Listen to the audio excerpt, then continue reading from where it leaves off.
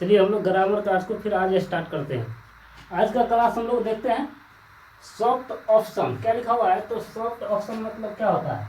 Easy and agreeable option. Easy and क्या होता है? एग्रीबल ऑप्शन, यानी आसानी से। सॉफ्ट ऑप्शन मतलब क्या होता है? आसानी से, यानी इजी एंड एग्रीएबल ऑप्शन हो गया। इंडेड इन स्मॉल का अर्थ होता है केम टू नथिंग, यानी निष्कर्ष में कुछ नहीं आना। ठीक है, इंडेड इन स्मॉल यानी निष्कर्ष में कुछ नहीं आना। केम टू नथिंग, कुछ नहीं मिलना निष्कर्ष में। On the horns of a dilemma, क्या है? तो on the horns of a dilemma, क्या लिखा हुआ है? डिलेमा। इन डिफिकल्ट सिचुएशन, इसका अर्थ क्या होता है? कठिन परिस्थिति में। In difficult situation. A escape goat. A escape goat का अर्थ होता है फॉल गाइज, यानी बलि का बकरा। क्या होता है? बलि का बकरा।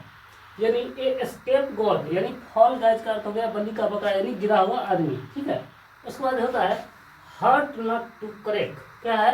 तो हर्ड नॉट टू क्रैक का अर्थ क्या होता है? डिफिकल्ट टास्क, यानी कठिन वर्क। ठीक है, हर्ड नॉट टू क्रैक। ठीक है, हर्ड नॉट टू क्रैक यानी डिफिकल्ट टास्क हो जाएगा, यानी कठिन वर्क। सी आई टू आई क्या होता है? तो सी आई टू आई का अर्थ होता है एग्री, यानी सहमत होना या मेल मिला। उसके बाद at the 11th hour. At the 11th hour का अर्थ होता है एट लास्ट पॉसिबल मोमेंट, यानी अंतिम क्षण में। ठीक है, एट द 11th हावर मतलब होता है at the last possible moment होता है।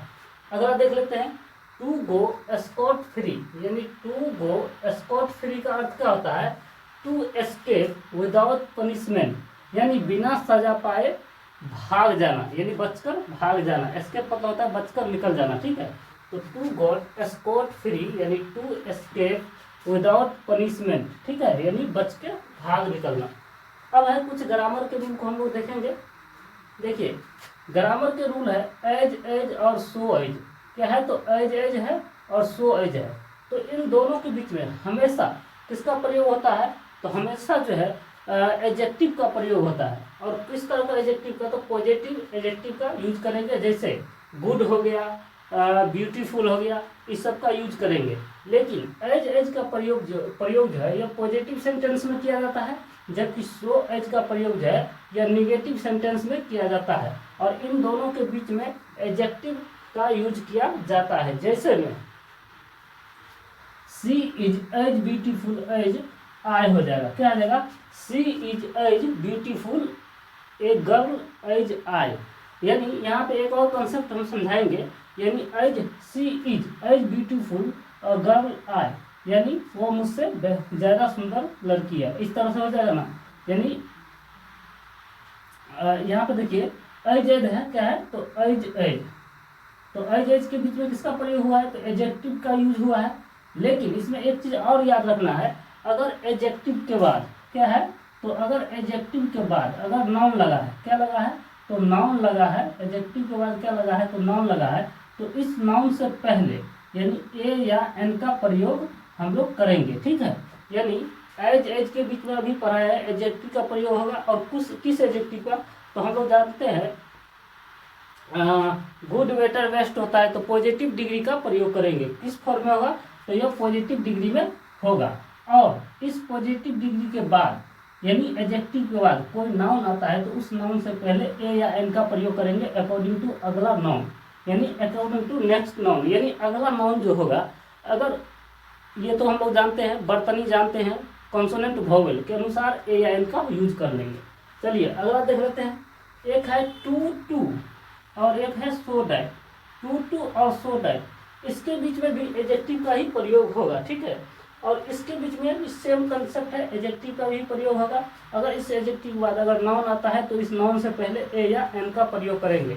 जैसे he is too honest. He is क्या है? तो too honest a man to do wrong work, यानी वो इतना ईमानदार आदमी है, वो इतना ईमानदार आदमी है कि वो गलत काम करने के क्या होगा?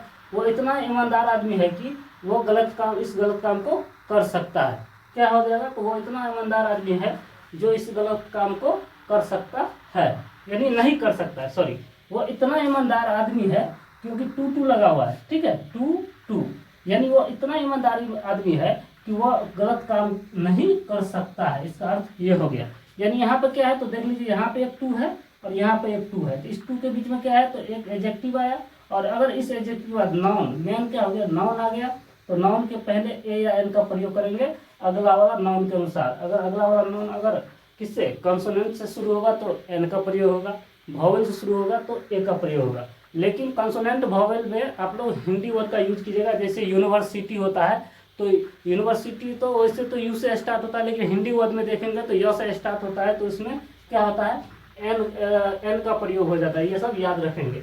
उसके बाद ये कॉन्सेप्ट आप लोग को ग्रामर का समझ में आ गया होगा। अगला देखते हैं, इट इज।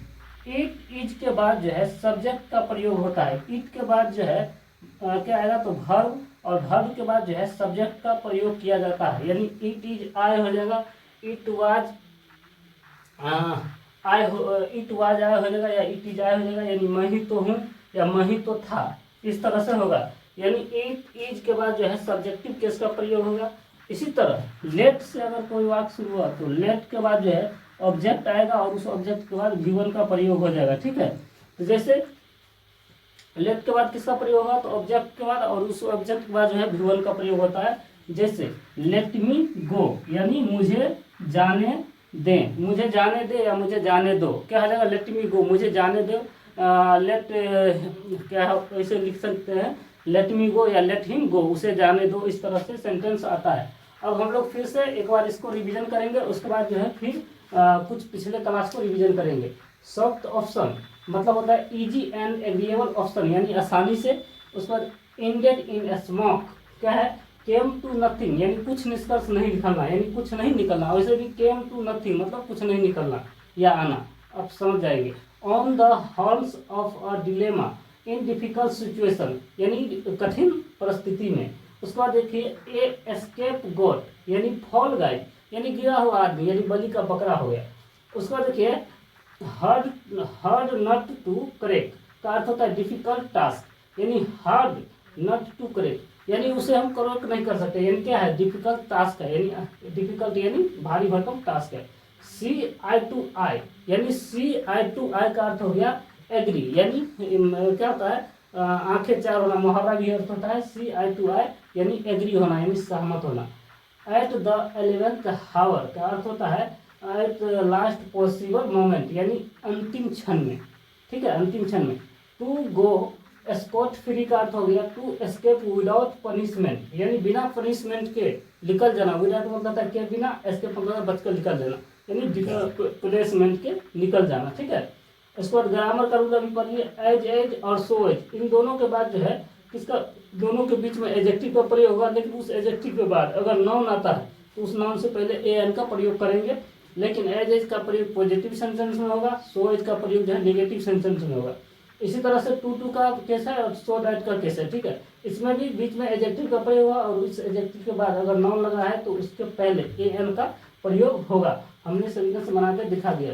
उसके बाद इट इज के बाद जो है हमेशा सब्जेक्टिव केस का प्रयोग किया जाता है, और लेट के बाद हमेशा ऑब्जेक्टिव केस का प्रयोग किया जाता है, तो late plus object plus V1, उसके बाद V1 का प्रयोग किया जाता है।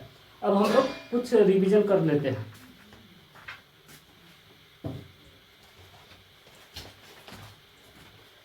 चलिए कुछ हम लोग महत्वपूर्ण को रिवीजन कर लेते हैं, जो पिछले क्लास में हमने आपको पढ़ाया है। रस्किन बॉन्ड के कुछ महत्वपूर्ण वर्क है, जो उसे हम लोग उसके बुक और उसके जो राइटर है वो देख लेते हैं।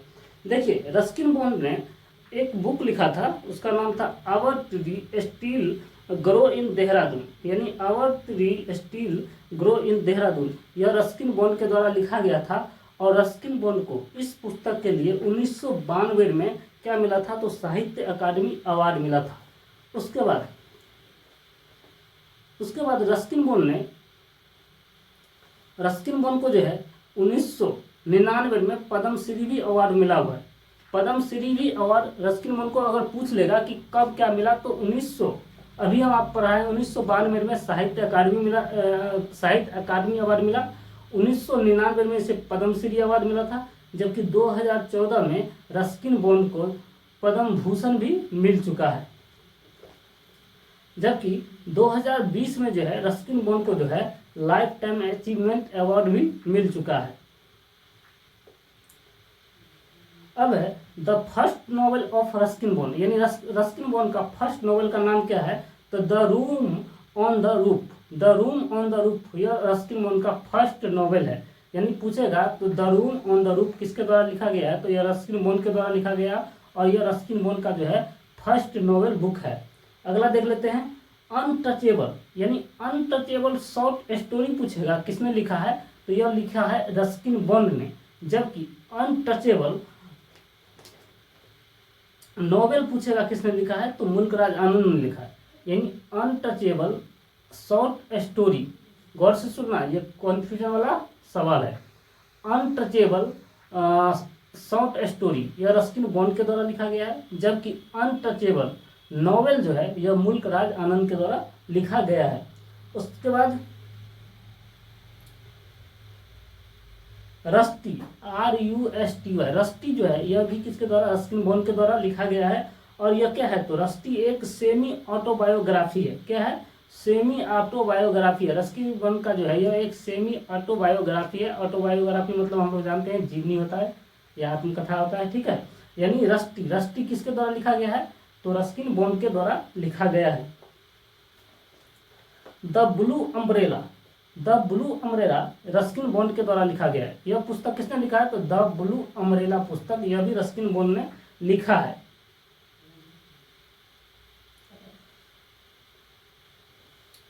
और यह द ब्लू अम्ब्रेला बुक पर जो है विशाल भारद्वाज ने जो है एक फिल्म बनाया था।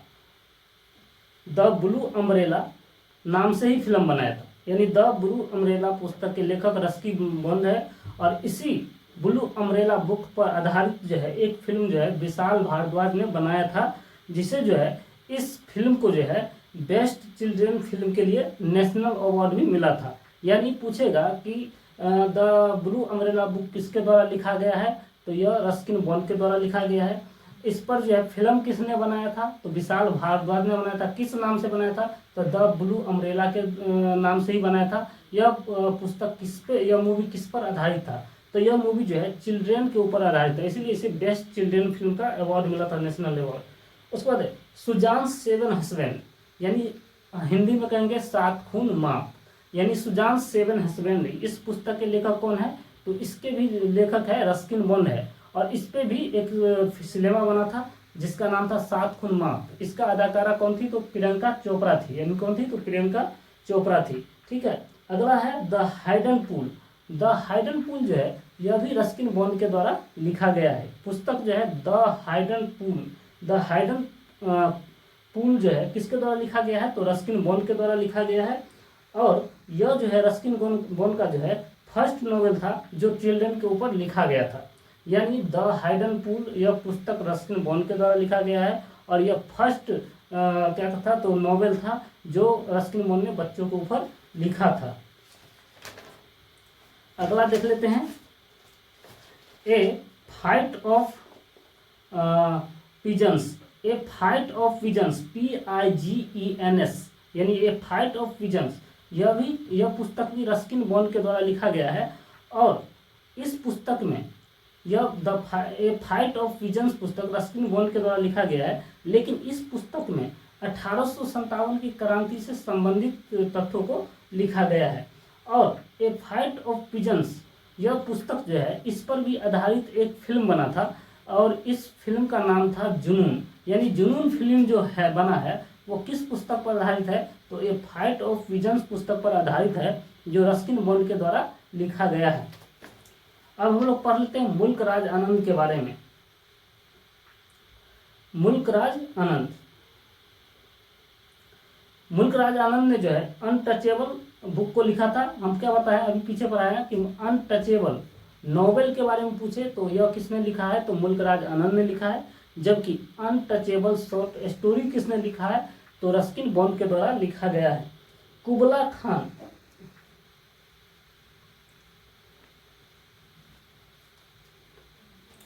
कुबला खान के लेखक हम लोग जानते हैं ST कोलरिड है। अब हम लेकिन आज पढ़ेंगे किसके बारे में, तो मुल्क राज आनंद के बारे में। यानी अनटचेबल नॉवल 1935 में किसने लिखा था, तो रस्किन सॉरी अनटचेबल नॉवल जो है 1935 में मुल्क राज आनंद ने लिखा है, जबकि अनटचेबल शॉर्ट स्टोरी यह जो है रस्किन बॉन्ड के द्वारा लिखा गया। उसके बाद कूली, कूली नामक पुस्तक जो है यह मुल्क राज आनंद के द्वारा लिखा गया है, 1936 में लिखा है। Two leaves and a bird, two leaves and a bird क्या है, two leaves and a bird, BUD bird के लेखक कौन है, तो मुल्क राज आनंद है। द विलेज के लेखक कौन है, तो द विलेज पुस्तक के लेखक भी मुल्क राज आनंद है। कौन है, तो मुल्क राज आनंद है। Two leaves and a bird पुस्तक के लेखक तो मुल्क राज आनंद। टू बर्ड क्या है, two leaves and a bird पुस्तक के लेखक तो मुल्क राज आनंद है। द विलेज पुस्तक के लेखक भी कौन है, तो मुल्क राज आनंद है। उसके बाद देखिए सेवन समर्स वहां था सुजान्स, सेवन सुजान्स हम अभी देख लेते हैं क्योंकि आपको याद रखना होगा, एग्जाम में पूछा जाएगा। सुजान सेवन हस्बैंड यानी 7 खुनमा, यानी सुजान सेवन हस्बैंड पुस्तक के लेखक रस्किन बॉन्ड है। लेकिन जबकि यहाँ पे हमें याद रखना है कि 7 समर्स के लेखक कौन है, तो मुल्क राज आनंद है। द लॉस्ट चाइल्ड यह किसके द्वारा लिखा गया है, तो यह भी मुल्क राज आनंद के द्वारा लिखा गया है। द बिग हार्ट पुस्तक के लेखक कौन है, तो द बिग हार्ट पुस्तक के लेखक भी कौन है, तो मुल्क राज आनंद है। एक क्रॉस द ब्लैक वाटर, एक क्रॉस द ब्लैक वाटर यानी इसके लेखक भी कौन है, तो मुल्क राज आनंद है। A sword SWARD sorry the sword and the sickle the sword and the sickles यानी the sword SWARD sword and the sickle SICKLE sickle के लेखक भी कौन है, तो मुल्क राज आनंद है। उसके बाद द रोड के लेखक भी कौन है, तो मुल्क राज आनंद है। द रोड के लेखक कौन है, तो मुल्क राज आनंद है। The death of a hero के लेखक भी कौन है, तो मुल्क राज आनंद है। हमको आपको क्लास में ही याद कराना है क्योंकि आप लोग रूम पर तो पढ़ेंगे नहीं, तो वीडियो ही देख देख के याद करेंगे। 7 समर्स के लेखक कौन है, तो मुल्क राज आनंद है। अभी आप लोग को पढ़ाया। मॉर्निंग फेस के लेखक भी मुल्क राज आनंद है। पिलपली साहब के लेखक भी कौन है, तो मुल्क राज आनंद है। उसके बाद है the lost child and other stories क्या है, तो the lost child and other stories के लेखक कौन है, तो मुल्क राज आनंद है। The barbers trade union and other stories, the barber trade union and other stories के लेखक यानी राइटर कौन है, तो मुल्क राज आनंद है। The tractor and the corn goddess and other stories किताब का नाम क्या है, the tractor and the corn goddess and other stories. इस पुस्तक के लेखक कौन है, तो मुल्क राज आनंद है। और यह मुल्क राज आनंद का क्या है, तो एक शॉर्ट स्टोरी है। लाजवंती एंड अदर स्टोरीज के लेखक भी कौन है, तो मुल्क राज आनंद है। कुछ और हम लोग रिवीजन कर लेते हैं क्योंकि जितना रिवीजन होगा उतना अच्छा रहेगा। अब है इलीजिया क्या है, तो इलीजिया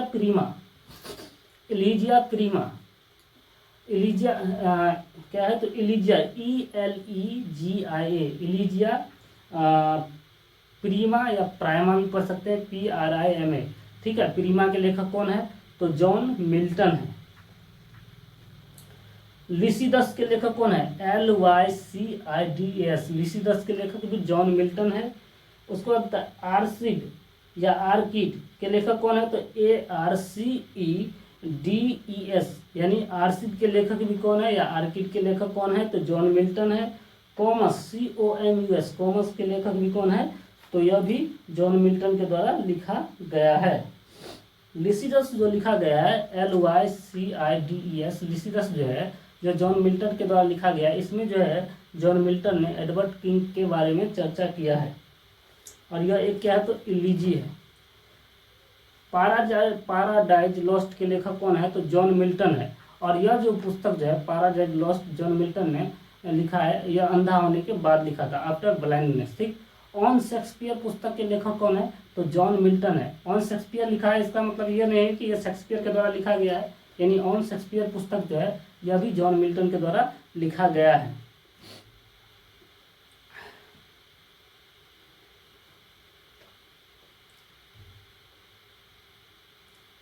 अब है कुछ हम लोग जॉन ड्राइडन के पुस्तक को पढ़ लेते हैं। मैरिज ए ला मोड, मैरिज ए ला मोड, मैरिज ए ला MODE मोड पुस्तक के लेखक कौन है? तो यह जो है जॉन ड्राइडन के द्वारा लिखा गया है और यह एक ट्रेजिक कॉमेडी है, यानी कॉमेडी टाइप का है। All for love, all for love के लेखक कौन है? तो यह भी जॉन ड्राइडन के द्वारा लिखा गया है, यानी ऑल फॉर लव के लेखक कौन है? तो ऑल फॉर लव के लेखक भी कौन है? तो जॉन ड्राइडन है। कौन है? तो जॉन ड्राइडन है। ठीक है,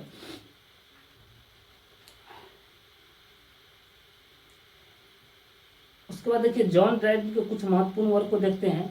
मैकफ्लेकनोई, मैकफ्लेकनोई क्या है? तो मैकफ्लेकनोई यानी FLECKNOE, मैकफ्लेकनोई के लेखक कौन है? तो जॉन ड्राइडन है। द मेडल के लेखक कौन है? तो द मेडल के लेखक भी जॉन ड्राइडन हो गया। उसके बाद आता है एब्सैलूम या एब्सैलूम एंड एकिटोफेल के लेखक कौन है? तो जो देखिए एब्सैलूम यानी ABSALOM यानी एब्सैलूम एंड एकिटोफेल ACHITOPHEL, एकिटोफेल यानी ये पोएम है और यह पोएम किसके द्वारा लिखा गया है? तो जॉन ड्राइडन के द्वारा लिखा गया है। अब है हीरोइक अस्टांजा, तो हीरोइक अस्टांजा के लेखक कौन है? तो हीरोइक अस्टांजा के लेखक भी जॉन ड्राइडन है और यह जो है हीरोइक अस्टांजा जॉन ड्राइडन ने ओलिवर क्रॉमवेल के मृत्यु के बाद लिखा था। आस्टीरिया रिडक्स के लेखक कौन है?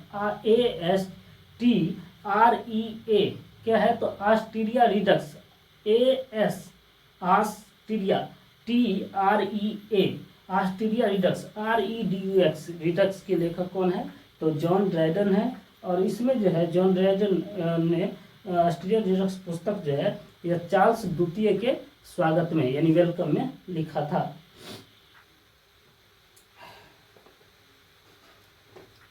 अब है the Hind and the panther क्या है? तो the Hind HIND Hind and the panther पुस्तक के लेखक कौन है? तो the Hind and the panther पुस्तक के लेखक है, यह भी जॉन ड्राइडन हो गया। ठीक है, आज के लिए हम लोग यहीं पे छोड़ते हैं, फिर हम लोग कल जो है आप लोग को पुनः पढ़ाएंगे। ठीक है, आज के लिए इतना ही। जय हिंद।